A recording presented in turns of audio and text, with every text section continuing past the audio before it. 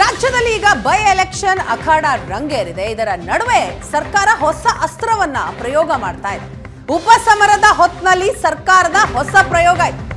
ಅಂದ್ರೆ ಬಿಜೆಪಿ ಕಾಲದ ಕೊರೋನಾ ಹಗರಣ ಏನಿದೆ, ಆ ಹಗರಣಕ್ಕೆ ಮರುಜೀವವನ್ನ ಕೊಡ್ತಾ ಇದೆ ರಾಜ್ಯ ಸರ್ಕಾರ.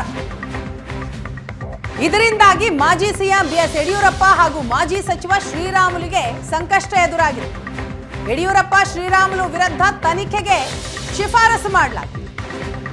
ನ್ಯಾಯಮೂರ್ತಿ ಕುನ್ಹಾ ಆಯೋಗದಿಂದ ಪ್ರಾಸಿಕ್ಯೂಷನ್ಗೆ ಶಿಫಾರಸಾಗಿದೆ. ಚೀನಾ ಕಂಪನಿಗಳಿಂದ ಪಿಪಿಇ ಕಿಟ್ ಖರೀದಿಸಿದ್ದಂತಹ ಸರ್ಕಾರ, ಆಗಿನ ಬಿಎಸ್ವೈ ನೇತೃತ್ವದ ಸರ್ಕಾರ, ಈ ಪಿಪಿಇ ಕಿಟ್ ಖರೀದಿಯ ದರದಲ್ಲಿ ಭಾರಿ ವ್ಯತ್ಯಾಸ ಆಗಿದೆ ಅನ್ನುವಂತಹ ಆರೋಪ ಇದೆ. ಕೋವಿಡ್ ಅಕ್ರಮಗಳ ಆಯೋಗದ ವರದಿಯಲ್ಲಿ ಈ ರೀತಿ ಶಿಫಾರಸು ಮಾಡಲಾಗಿದೆ. ಭ್ರಷ್ಟಾಚಾರ ನಿಗ್ರಹ ಕಾಯ್ದೆ ಅಡಿ ಪ್ರಾಸಿಕ್ಯೂಷನ್ಗೆ ಶಿಫಾರಸಾಗಿದೆ.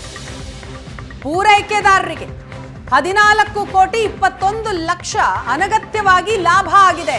ಬಿಎಸ್ವೈ ಸಿಎಂ ಆಗಿದ್ದಂತಹ ಸಂದರ್ಭದಲ್ಲಿ ಪಿಪಿಇ ಕಿಟ್ನಲ್ಲಾಗಿದ್ದಂತಹ ಅಕ್ರಮ, ಇದರಿಂದ ಪೂರೈಕೆದಾರರಿಗೆ ಅನಗತ್ಯವಾದಂತಹ ಲಾಭ ಆಗಿದೆ ದರ ವ್ಯತ್ಯಾಸದಿಂದಾಗಿ.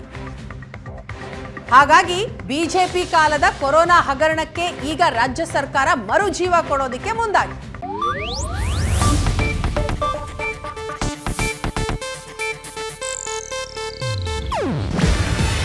ಇದು ಏಷ್ಯಾನೆಟ್ ನ್ಯೂಸ್ ನೆಟ್ವರ್ಕ್ ಪ್ರಸ್ತುತಿ.